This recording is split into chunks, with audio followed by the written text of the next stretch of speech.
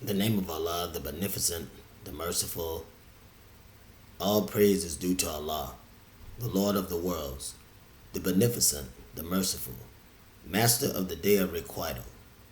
Thee do we serve, and Thee do we beseech for help. Guide us on the right path, the path of those upon whom Thou hast bestowed favors, not of those upon whom Thy wrath is brought down, nor of those who go astray. Ameen. The object of the Muslim prayer, brothers and sisters. The object of the Muslim prayer is purification of heart, which is necessary for our spiritual advancement, as I like to incorporate our spiritual development. The benefit of prayer. Allah promised many blessings to you if you turn to Him in prayer.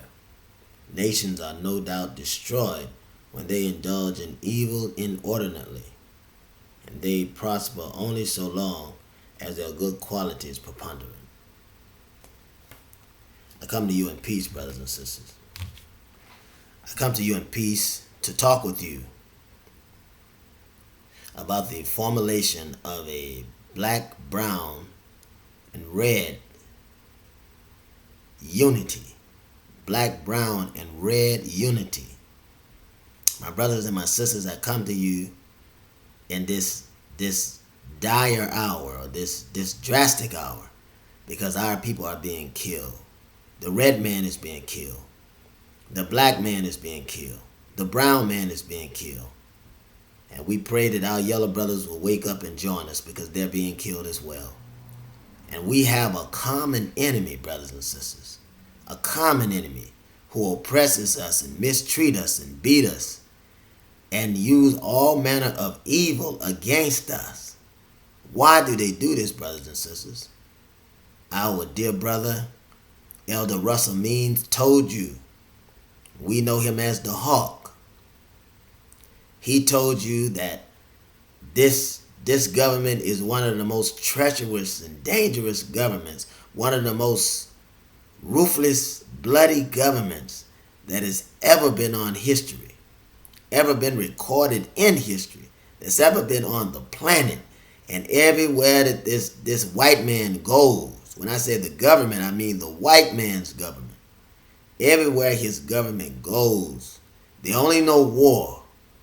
And peace is only a spoken manipulation placed on treaties and documents and contracts for us to sign only for him through the small print to manipulate us. My brothers and my sisters, we have to come together. We must come together. I appreciate the guidance of our elder. I speak of him so highly because he took so much time with me as I worked in civil rights as a young man. Our brother Elder Russell Means, talked with us and led and guided a lot of young black, red, and brown revolutionaries, telling us what was at stake, telling us what we should do and how we should approach the situation, telling us that we need to deal with the prejudices that we have amongst ourselves. My brothers and my sisters, he says that we are tied together in a single blood clot. A single blood that we're tied together, brothers and sisters. That our ancestry is clearly seen in our actions in our everyday lives. And the way that the white man target us. And there's a reason for that.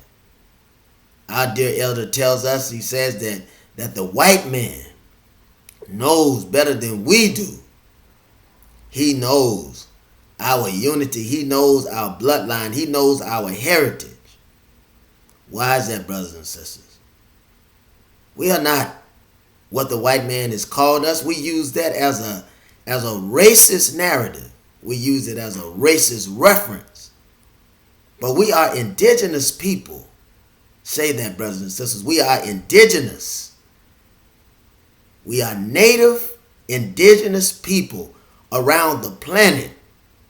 And we establish mighty kingdoms from whence we come, and then build mighty kingdoms here to civilize this area, to grow it, and to bless it in herd and crop and things of that nature, so that we can continue to feed the world. This is our job. We are true Semitic people. True Semitic people. And our heritage, as we went out, our heritage, brothers and sisters, as indigenous people, our heritage and our job, our duty was to cultivate and is to cultivate through love, through reconciliation, through education and science. And we were doing that before the white man came along. What am I saying? We were in this planet for 2,000 to 7,000 years before we ever seen the face of a white man that we decided to befriend, that we decided to take in, not knowing what we were doing, not listening to our elders. And he came and divided us. Put the black man against the red man against the brown man against the yellow man. And he did it several ways, but the most potent way he did it was by intermingling in our affairs. And the other way he did it is integrating the bloodline. Now, brothers and my sisters, I know you would say that this is hate. And I'm not speaking hate, brothers and sisters. I'm merely giving you a historical lesson of the design and plan and blueprint of the white man and what he does. His acts are always the same around the planet. Before he comes to kill you, he comes as an angel of peace. He comes as an angel of love. He comes as an observer and proselyte of admiration until he gets in the place and learn what you know. Get into the heart of you, getting next to you, learning your ways, learning your ideologies, learning your philosophy, your medicines, only so he can use it against you, brothers and sisters. And he's done this against the black man. He's done it against the red man. He's done it against the brown man. And he's even now, at this late day, showing the yellow man that he can't even be trusted. My brothers and my sisters, as I speak to you, I appeal to your heart and your mind. The white man would even make you think through racist eyes and racist mentality and racist ears through interpretation. He would have you to believe that there are not even black indigenous people here in America, that there have never been. My brothers and my sisters, when I say black and indigenous people here in America, I don't only speak of our integration, because yes, the black man has integrated. The black man has integrated with the Native American Indian. And yes, we have Indian ancestry. Known Indian ancestry. We have it. Our brother Russell Means talked about it, and he knows it, and he gave the history and lecture on it. You and I know it. It's no secret. But the white man in this planet, on this planet, and has manipulated us, excuse me, brothers and sisters, has manipulated us, and having to make a decision of whether we are black or native, or black or Indian, or African or Indian, without the true history that we have both in our blood as Semitic people, because we have often come together, we have often integrated, we have often educated, and we have often amalgamated, because this is our way. We have been this way for thousands of years, millions of years. We have often done this. And for that reason, we are known through clans. We are known through our habits. We are known through our dwellings. When we introduce ourselves to one another, we don't, in our indigenous self, in our aboriginal self, we never said our names.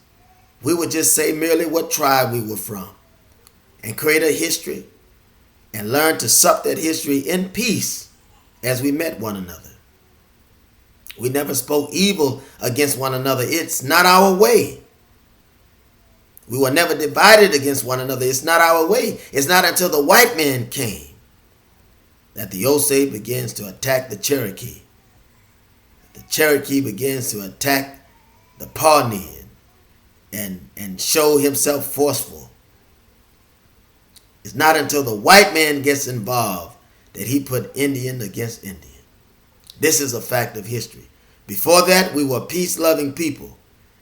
And don't let the white man tell you that the black man was never here. We have been here. When you made it, we made it. For we are one blood. We left from many places in the Asiatic land, and we came here from the African Asiatic land. And we all came here together to set up, and we knew one another, and we traveled together, and we did it in peace. Because we are a peaceful people, my brothers and my sisters. But there are, yes, black Native American tribes, and I mean black even in the sense that they stand alone, have never, even if they had never integrated or intermarried, they are tribes in their own right. Native African American tribes in their own right. One of these tribes you know very well. Many others you may not know, but if you are a Native American, then you are very familiar with the information that I'm about to tell you. When I say that, I'm talking to the red man, the black man, the brown man, and the yellow man, yes.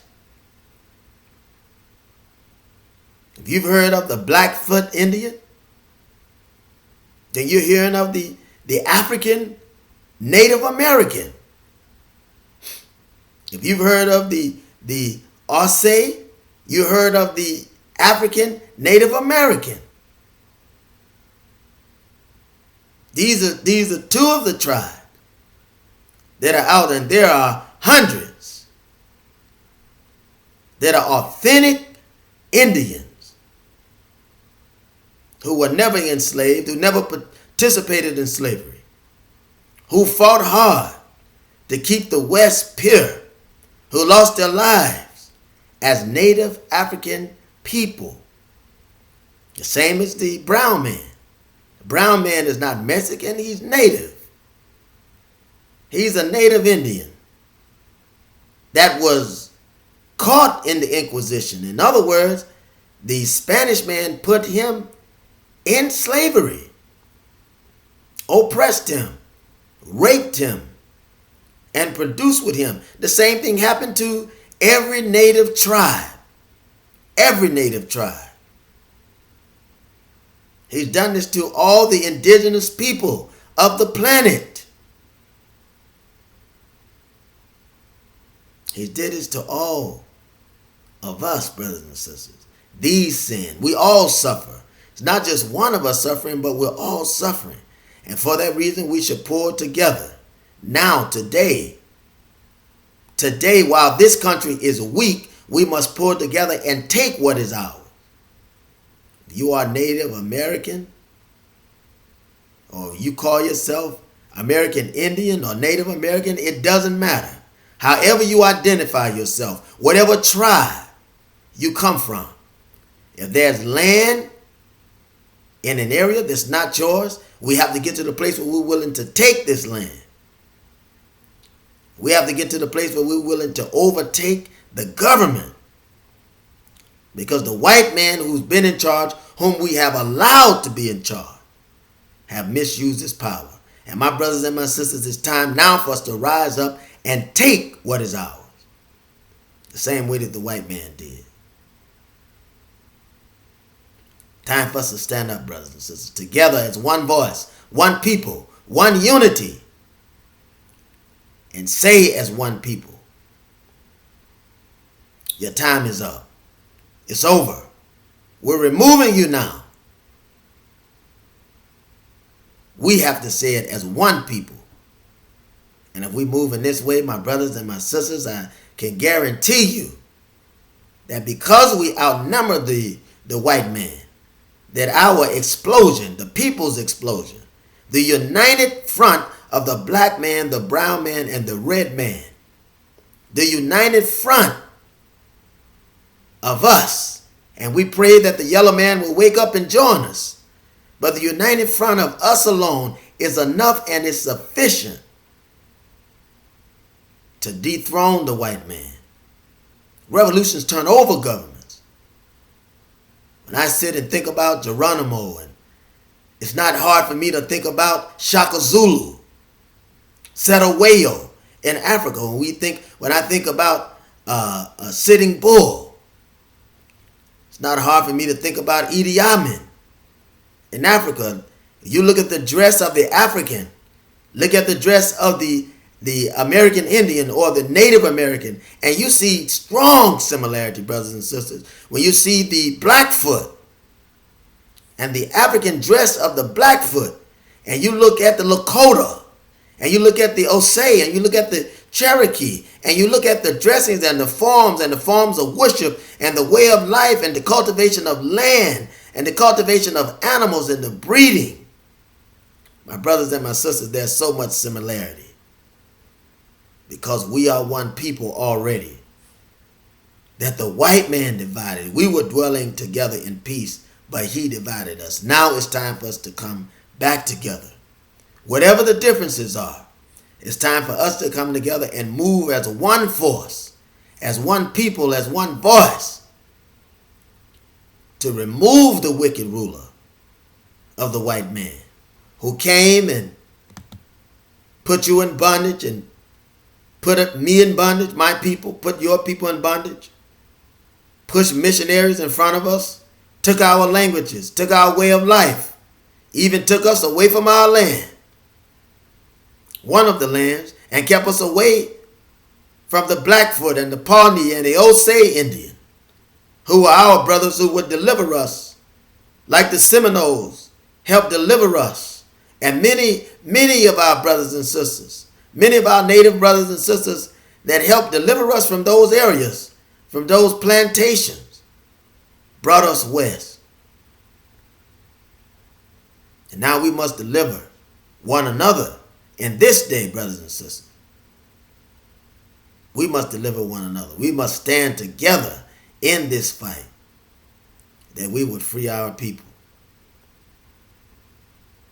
Many blacks or Africans born in America, I hesitate to say African American because we can be anything in the world but African American. We have yet to be African American. We've been everything from color to black to zebra, but we have yet to be African American, even though the white man puts it on our applications, our forms, our identification, but we have yet to be African American. My brothers and my sisters, I'm sure you understand. Even the brown man has yet to be Mexican American. He can be anything but that. Even the Native American can be everything but Native American. He can be anything but that. The Asian American could be anything but Asian American. My brothers and my sisters, because he won't allow it. Because he's removed us from any kind of identification and any kind of ownership to put us on plantations and reservations. And brothers and sisters, we're still on plantations and reservations today. No matter how you look at it. You go in any black community, you find that it's in a certain section of town where the plantation were located. Even today, you go into any state where there's a reservation. This is madness, brothers and sisters. This is madness. This is horrible. Against our native brothers and sisters, this is horrible. Nonetheless, this is what the white man is. This is how he is, and he's not going to change until we make him change. My brothers and my sisters, we should be marching together because we have the same grief and the same disgust. My desire, my prayer is that we would do this, and that we would stand up as one people and look at our single oppressor and say to him no more. Say to him no more. Brothers and sisters, when we do this, this is when we will start our freedom. This is the day that we will receive justice. This is the day when we will soar together and land in the true place of our liberty, our justice, our democracy, and our liberation here in America. What we've created. We built everything in this place. We've cultivated the land. We've given our technologies. We've given our intelligence. We've even dealt with being called savages. No more, brothers and sisters. But we must turn from this and keep our eyes on the universal God, the universal healer, the universal power that will bring us together and deliver us in this most difficult time. I appreciate your time for listening to me. And I'm very thankful, brothers and sisters, that we've had this time together. And my desire, my prayer is that it would not be the last time, but that we will come together physically, sit together, sup with one another, reconcile any differences we may have, and stand as one people to move forward, to bring in this day the reality of our true liberty, freedom, justice, and equality, and individual exercising of our own religions. This is what I bring to you, and I'm thankful. You know me, you know who I am, and as I come to you in peace, I leave you in peace. I'm Minister Mauricelm-Lei, your friend, your brother who walk beside you, struggle with you, soar above you, and go before you. My attachment is to the proud Quapaw tribe. My wife's attachment is to the proud Cherokee tribe. For our families, our mothers and fathers are part of those tribes. So we greet you with the same spirit, same literal spirit, and same literal concerns as brothers and sisters under the great universal power. Peace be unto you, brothers and sisters, that surpass all understanding, and success to us in our stand against the wicked beast that must be brought down. Thank you.